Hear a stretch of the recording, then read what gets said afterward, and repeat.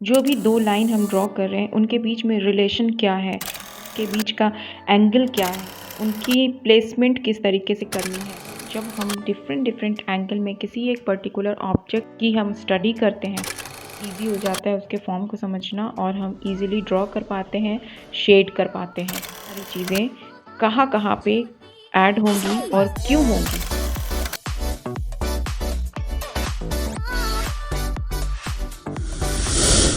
Hey, hello friends, welcome back to my YouTube channel. तो how are you all? I hope you all are doing good. तो जैसे कि अभी आपने देखा कि मैं आज ईयर की जो है रियलिस्टिक ड्राइंग करने वाली हूँ। तो आज मैं आप लोगों को बताऊँगी नॉर्मल जो जिस तरीके से मैं यहाँ पे शेड करती हूँ, स्टार्टिंग करती हूँ किसी भी ऑब्जेक्ट को ड्रॉ करने के लिए।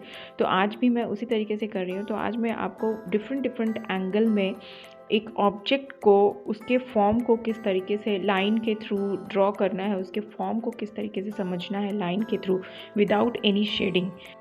तो आज हम ईयर को डिफरेंट एंगल में उसके फॉर्म को डिफरेंट एंगल में लाइन के थ्रू उसके फॉर्म को समझेंगे। ठीक है, शेड हम करेंगे लेकिन पहले हम उसके फॉर्म को अच्छी तरीके से समझ लेंगे ईयर को डिफरेंट एंगल में, फिर उसके बाद हम शेडिंग स्टार्ट करेंगे। तो स्टार्ट हमें उसी तरीके से करना है जैसे मैं हर वर्क में बताती हूँ। सबसे पहले अपने ऑब्जेक्ट को स्ट्रेट लाइन में सिंप्लीफाई करना है, ठीक है। और उसके पहले सबसे ज़्यादा इम्पॉर्टेंट है कि हम अपने जो भी ऑब्जेक्ट है उसके स्ट्रक्चर को समझें। तो यहाँ पर आप देख सकते हैं जो ईयर है हमारा, उसका जो आउटर कवर है वो ईयर के ऑलमोस्ट सेंटर में डिवाइड होते हुए वो ईयर लॉब में जाकर मिल जाता है और हमारे जॉ लाइन से जाकर अटैच हो जाता है। और जो ये सेकंड पार्ट है, नीचे का जो लोअर पार्ट है, उसमें ईयर होल आता है और जो अपर पार्ट है उसमें वाई जैसा एक स्ट्रक्चर होता है, ठीक है। तो ये एक बेसिक ईयर का सिंप्लीफाइड स्ट्रक्चर हो गया। ये हर पर्सन का ऑलमोस्ट सेम ही होता है, अगर डिफरेंस होगा भी तो थोड़ा बहुत होगा, ज़्यादा नहीं होगा। और जब ईयर का एंगल चेंज होगा, उसका पर्सपेक्टिव चेंज होगा, तो वो उसी के अकॉर्डिंग चेंज होगा। जैसे अगर जिस तरीके से जैसे पोर्ट्रेट जब हम ड्रॉ करते हैं तो उसके पर्सपेक्टिव को चेंज करते हुए हमने कैसे मैंने बताया था, उसी तरीके से यहाँ पे भी ये जो जैसे अगर फेस हमारा टॉप की तरफ देख रहा हो तो उसके इंटरनल जो स्ट्रक्चर है उसमें भी उसी के अकॉर्डिंग चेंजेस होते हैं। तो जब हम डिफरेंट एंगल में जब हम स्टडी करते हैं तो इन्हीं सारी छोटी छोटी चीज़ों की स्टडी करते हैं, तो जिससे हमारी जो अंडरस्टैंडिंग होती है वो बेटर हो जाती है और हमें शेडिंग करने में प्रॉब्लम नहीं आती, उसके स्ट्रक्चर को उसके फॉर्म को कैप्चर करने में प्रॉब्लम नहीं आती। तो यहाँ पे आप देख सकते हैं दूसरा ईयर मैंने लिया है, थोड़ा सा वो साइड में फेस, मतलब जैसे पहले वाला जो था वो तो बिल्कुल साइड फेस था, फुल्ली साइड फेस था, जिसमें ईयर हमारा बिल्कुल फ्रंट से दिख रहा है। इसमें जो है वो 3/4 एंगल में फेस है, तो ईयर भी थोड़ा सा टिल्टेड है, बिल्कुल ईयर हमारा फ्रंट में नहीं है, थोड़ा सा एंगल में है, ठीक है। अब ये है, इसको भी तो यहाँ पे देख सकते हैं आप डिफरेंट एंगल में किस तरीके से हमें लाइंस के थ्रू उसके फॉर्म को समझना है। जो भी 2 लाइन हम ड्रॉ कर रहे हैं उनके बीच में रिलेशन क्या है, पहला लाइन दूसरे लाइन के कितने पार्ट का में है, कंप्लीट हो रहा है, या फिर 2 लाइन के बीच का एंगल क्या है, उनकी प्लेसमेंट किस तरीके से करनी है, इन्हीं सारी चीज़ों की मेज़रमेंट करनी है और हमें स्ट्रेट लाइन में, सिंपल स्ट्रेट लाइन में उसको सिंप्लीफाई करना है, ड्रॉ करना है, ठीक है, और उसके फॉर्म को समझना है, ठीक है। तो इसी तरीके से जब हम डिफरेंट एंगल में किसी एक पर्टिकुलर ऑब्जेक्ट की हम स्टडी करते हैं तो हमें उसके फॉर्म को समझने में बहुत ही ज़्यादा मतलब ईजी हो जाता है उसके फॉर्म को समझना और हम ईज़िली ड्रॉ कर पाते हैं, शेड कर पाते हैं, ठीक है।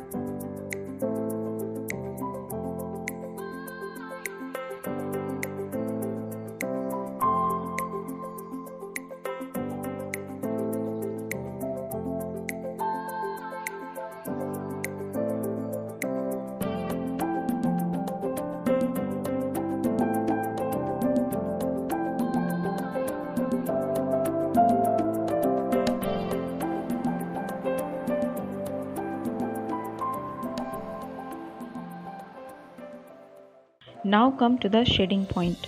शेडिंग बिल्कुल वैसे ही करनी है जैसे मैंने पहले की सारी वीडियो में बताया है।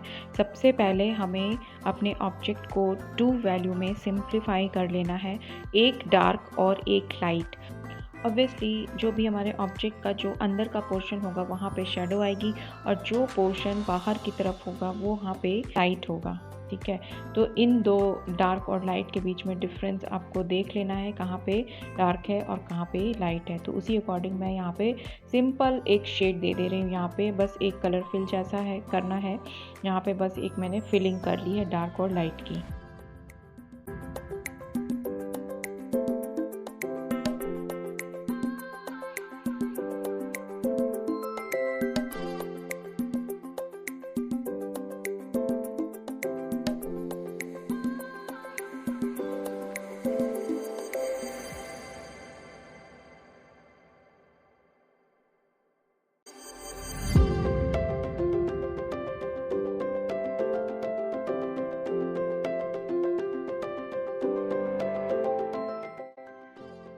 यहाँ तक हमने सिंपल स्टडी कर ली, बेसिक उसके फॉर्म को, बेसिक ईयर के स्ट्रक्चर को समझ लिया हमने कि कहाँ पे डार्क आएगी और कहाँ पे लाइट आएगी। एक सिंपल स्ट्रेट लाइन में उसको ड्रॉ किया और फिर सिंपल 2 वैल्यू में हमने उसे डार्क और लाइट में सिंप्लीफाई कर लिया। ठीक है, अब यहाँ तक तो हमने स्टडी कर ली एक जो बेसिक स्ट्रक्चर होता है ईयर की। ठीक है, अब हमें क्या करना है, उसमें धीरे धीरे शेडिंग ऐड करते जानी है। ठीक है, जो भी हमारे टोन्स है यहाँ पे अब हमें फोकस करना है उसके डिफरेंट टोन्स के ऊपर, जैसे highlights, middle tone, cast shadow, core shadow, reflected highlight, ये सारी चीज़ें कहाँ पे ऐड होंगी और क्यों होंगी।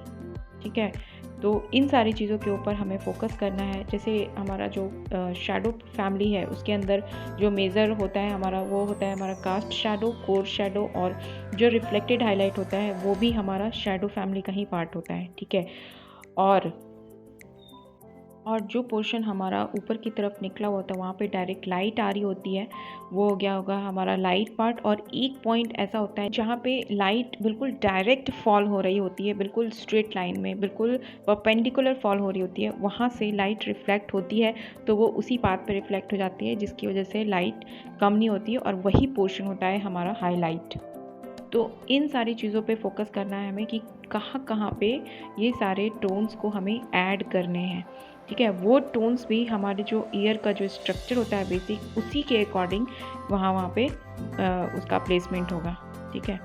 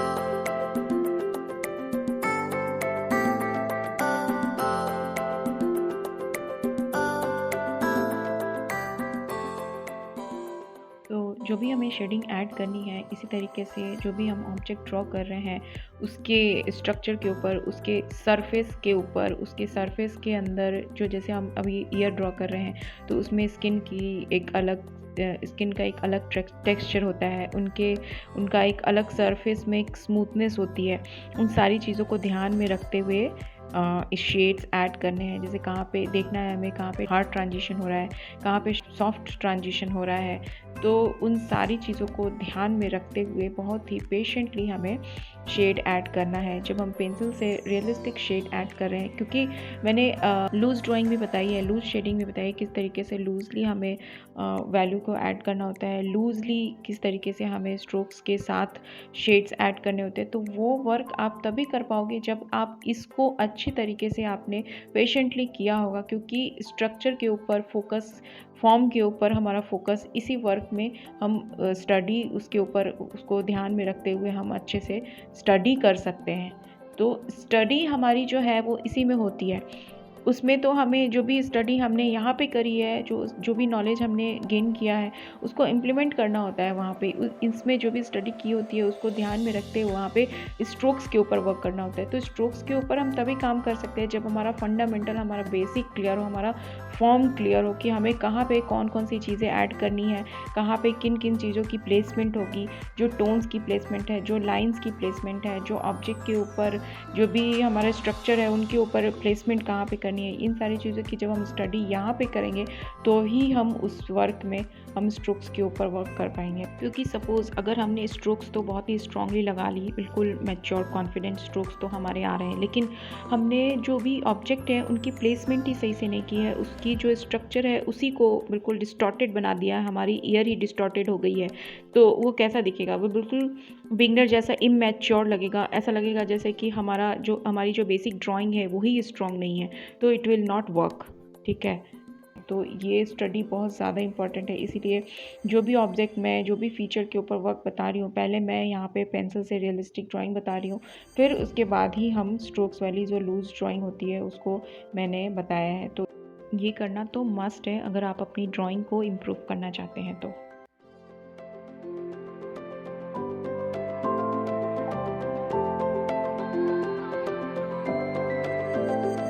तो फ्रेंड्स, आई होप कि आपको मेरा ये वर्क अच्छा लगा हो, तो आप मुझे कमेंट में ज़रूर बताना कि आपको मेरा ये वर्क कैसा लगा। और अगर अच्छा लगा हो, थोड़ी भी वीडियो इन्फॉर्मेटिव लगी हो, तो प्लीज़ इसको शेयर ज़रूर करना। ठीक है, और मेरे चैनल को अगर आपको मेरा वर्क अच्छा लगा हो तो आप प्लीज़ मेरे चैनल को सब्सक्राइब कर लेना और इस वीडियो को प्लीज़ एक लाइक कर देना। ठीक है, तो चलो मिलते हैं नेक्स्ट वीडियो में, तब तक के लिए bye bye, keep watching, keep sharing.